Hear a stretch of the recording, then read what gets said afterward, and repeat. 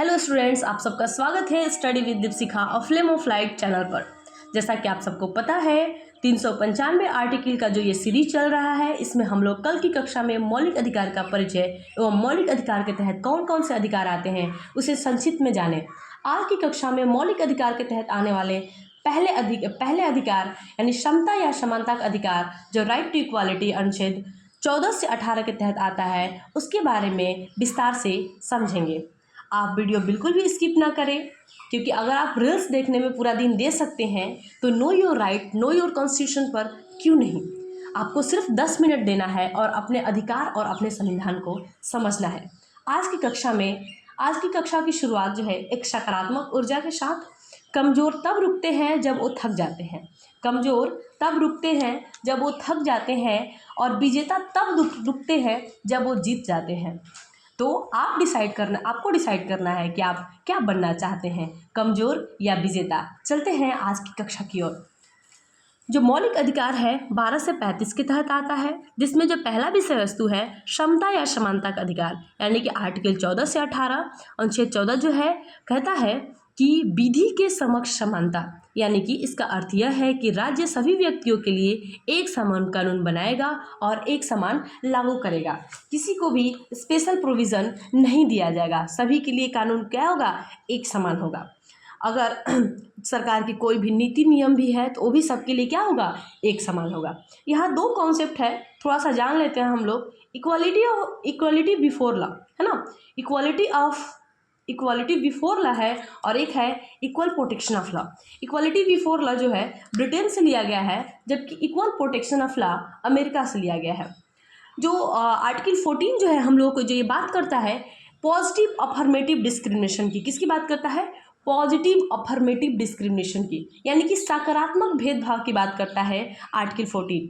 Simple भाषा में हम कहें तो आम जिंदगी यानी मेंटोर्स जिंदगी की बात करता है। इसमें और दो बातों का जिक्र होता है, ईबीएल और ईपीएल। ईबीएल क्या होता है, इक्वालिटी बिफोर लॉ, जबकि ईपीएल होता है इक्वल प्रोटेक्शन ऑफ लॉ, है ना, सबको समान अधिकार, है ना।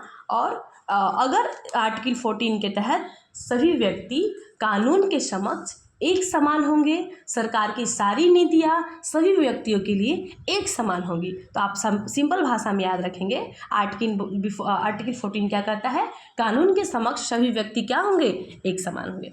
आर्टिकल 15 जो बात करता है धर्म, नस्ल, जाति, लिंग या जन्म के स्थान के आधार पर भेदभाव का निषेध करता है, प्रोहिबिशन ऑफ डिस्क्रिमिनेशन, यानी कि राज्य के द्वारा धर्म, मूलवंश, जाति, लिंग एवं जन्म स्थान आदि के आधार पर नागरिकों के प्रति जीवन के किसी भी क्षेत्र में भेदभाव नहीं किया जाएगा, है ना। अगर ऐसा किया जाता है तो दंडनीय अपराध होगा, कानूनी अपराध होगा और उस पर कार्रवाई की जा सकती है। और थोड़ा सा इसके और जानेंगे तो कुछ ऐसे अधिकार हैं जो सिर्फ भारतीयों को मिले हुए हैं, जैसे आर्टिकल 15, 16, 19, 29, 30, है ना। This all are rights which is only for the Indian citizens, है ना। आप ध्यान रखेंगे कि आपसे पूछता है कि ऐसे कौन कौन से अधिकार हैं जो सिर्फ भारतीयों को मिले हुए हैं, तो आप बताएंगे आर्टिकल 15, 16, 19, 29 और 30। This fundamental rights are granted only for the Indian citizens.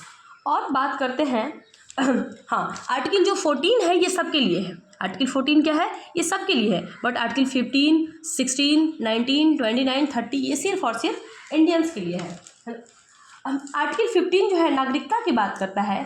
इसमें नागरिकता के 5 ग्राउंड है ना, नागरिकता प्राप्त करने के 5 ग्राउंड है जो हम सिर्फ सुन लेते हैं, जाति, धर्म, लिंग, जन्म, मूलवंश। अगर आपको नोट करनी होगी कॉपी में तो आप नोट कर सकते हैं।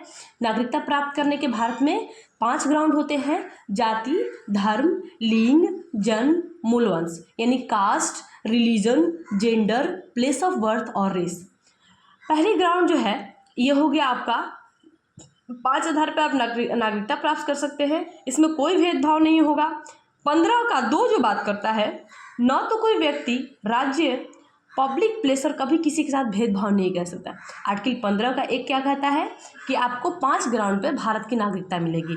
15 का 2 क्या कहता है कि किसी भी व्यक्ति या राज्य कि पब्लिक प्लेस पर किसी के साथ भी कभी भी क्या होगा, भेदभाव नहीं होगा। आप एक सामान से जाएंगे और एक सामान से आएंगे। कहने का मतलब है जैसे आप जाते हो स्टेशन पे तो क्या आपसे कहा जाता है कि आप यहाँ नहीं बैठ सकते हो? ऐसा कुछ नहीं है, आप कहीं भी बैठ सकते हो, अपनी स्वेच्छा से कहीं भी आ सकते हो, जा सकते हो, है ना। इसके अलावा बहुत सारे ऐसे जगह है जैसे आपके विद्यालय हो गए, वहाँ भी कोई डिस्क्रिमिनेशन होता है, किसी भी बेंच पे कोई भी बच्चा बैठ सकता है, पढ़ सकता है ना। तो इस तरह से 15 का 2 इस बारे में बात करता है। 15 का 3 जो है बात करता है राज्य विशेष प्रावधान कर सकता है महिला और बच्चों के लिए। 15 का 3 किस बारे में बात करता है? राज्य विशेष प्रावधान कर सकता है महिला और बच्चों के लिए। 15 का 4 जो कहता है राज्य विशेष प्रावधान कर सकता है सामाजिक और शैक्षणिक रूप से पिछड़े वर्ग के लिए। यानी वैसे लोग जो समाज में पिछड़े हुए हैं, है ना, तो उनके लिए कुछ विशेष प्रावधान किया जा सकता है आर्टिकल 15 के 4 के तहत। और आर्टिकल 15 का 5 क्या कहता है कि राज्य हायर एजुकेशन के लिए विशेष प्रावधान कर सकता है, यानी कि उच्च शिक्षा के लिए भी राज्य नए नियम बना सकता है और अलग से कोई विशेष प्रावधान किया जा सकता है।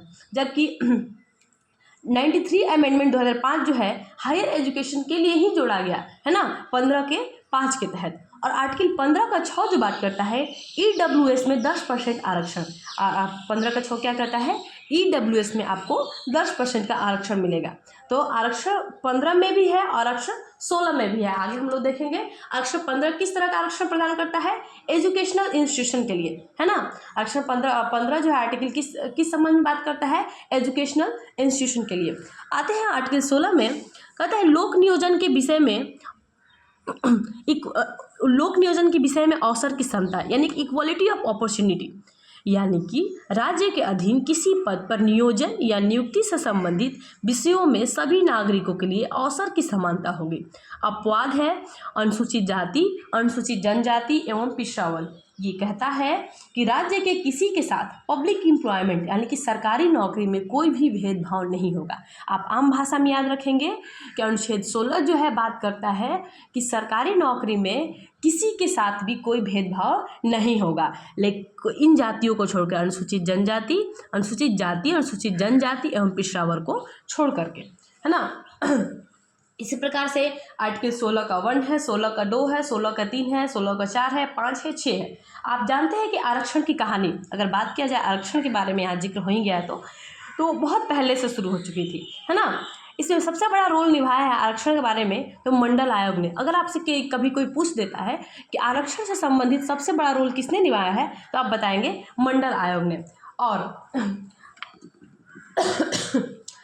आपसे पूछा जाएगा कि पिछड़ा वर्ग को आयोग गठन करने का अधिकार किसके पास है तो राष्ट्रपति के पास। पिछड़ा वर्ग के लिए आयोग गठन करने का अधिकार किसके पास है तो राष्ट्रपति के पास। राष्ट्रपति ने 2 आयोग बनाया है, आप लोग सुने होंगे, काका कालेलकर आयोग और मंडल आयोग। कौन कौन से आयोग? काका कालेलकर आयोग और मंडल आयोग। मंडल आयोग की रिपोर्ट 1990 में आई थी, बीपी मंडल की सरकार थी। उसी समय ओबीसी को 27% आरक्षण मिला था। आप एकदम याद रखेंगे, आपसे पूछ सकता है कि ओबीसी को 27% आरक्षण किस आयोग की सिफारिश पर मिला था तो बीपी मंडल आयोग, है ना। कब आया था? 1990 में आया था। अब आते हैं आर्टिकल 17 के तहत। आर्टिकल 17 जो है अस्पृश्यता का अंत क्या कहता है?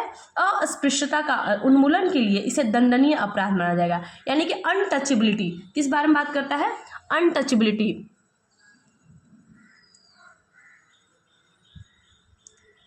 ये कहता है कि अगर किसी के साथ छुआछूत या भेदभाव के आधार पर आप किसी के साथ भेदभाव कर रहे हैं छुआछूत के आधार पर तो वो जो है क्या होगा, वो दंडनीय अपराध माना जाएगा। SC/ST एक्ट 1989 बनाया गया। इसके लिए क्या बनाया गया? SC/ST एक्ट 1989 बनाया गया। किसी के साथ छुआछूत करना दंडनीय अपराध है और फंडामेंटल राइट भी है। अगर किसी व्यक्ति को लगता है कि आप उसके साथ भेदभाव कर रहे हैं तो वो जो है कानून के समक्ष जा सकता है और इसकी शिकायत कर सकता है और उसकी अर्जी पर सुनवाई भी की जाएगी। आर्टिकल 18 चलते हैं अगले आर्टिकल की तरफ। आर्टिकल 18 ये कहता है उपाधियों का अंत। सेना एवं शिक्षा संबंधी सम्मान के सिवाय अन्य कोई भी उपाधि राज्य द्वारा प्रदान नहीं की जाएगी। क्या कह रहा है? सेना एवं शिक्षा संबंधी सम्मान के सिवाय अन्य कोई भी उपाधि राज्य द्वारा प्रदान नहीं की जाएगी। भारत का कोई नागरिक किसी अन्य देश से बिना राष्ट्रपति की आज्ञा के कोई उपाधि स्वीकार नहीं कर सकता है। तो अगर हमारे कंट्री में किसी भी प्रकार की उपाधि नहीं दी जाएगी शिक्षा और सेना को, आप सिंपल भाषा में याद रखेंगे, आर्टिकल 18 क्या बात करता है, शिक्षा और सेना के अलावा किसी भी क्षेत्र में आपको कोई भी उपाधि नहीं दी जाएगी, है ना। और जो है अगर कोई देश किसी अन्य देश से आपको कोई उपाधि लेना है या फिर कोई सम्मान मिल रहा है तो उसे आप राष्ट्रपति की अनुमति के बिना नहीं स्वीकार कर सकते हैं। राष्ट्रपति अनुमति देंगे तभी आप उस उपाधि को ग्रहण कर सकते हैं। आप सबको पता है कि भारत सरकार द्वारा भारत रत्न, पद्म विभूषण, पद्म भूषण, पद्म श्री एवं सेना द्वारा परमवीर चक्र, महावीर चक्र, वीर चक्र आदि पुरस्कार अनुच्छेद 18 के तहत दिए जाते हैं, है ना। तो ये सारी उपाधियां हैं जो किसके द्वारा दी जाती है, सरकार के द्वारा। ये किन क्षेत्रों में दिया जाता है, सेना, शिक्षा और खेल में ये सारी उपाधियां दी जाती है और अन्य सामाजिक कार्य के लिए भी दी जाती है। तो मुझे उम्मीद है मेरे प्यारे विद्यार्थियों, मुझे समझ आ रहा है कि आपको बहुत मज़ा आ रहा है और आप ऐसे ही पढ़ते रहिए। मैं इसे और गहराई में पढ़ाऊँगी। अगर आपको ये सीरीज पसंद आ रही है तो लाइक, शेयर एंड सब्सक्राइब करना बिल्कुल ना भूलें और press bell icon for the next video. स्वस्थ रहें, मस्त रहें, खूब पढ़ें। जय संविधान, जय भारत।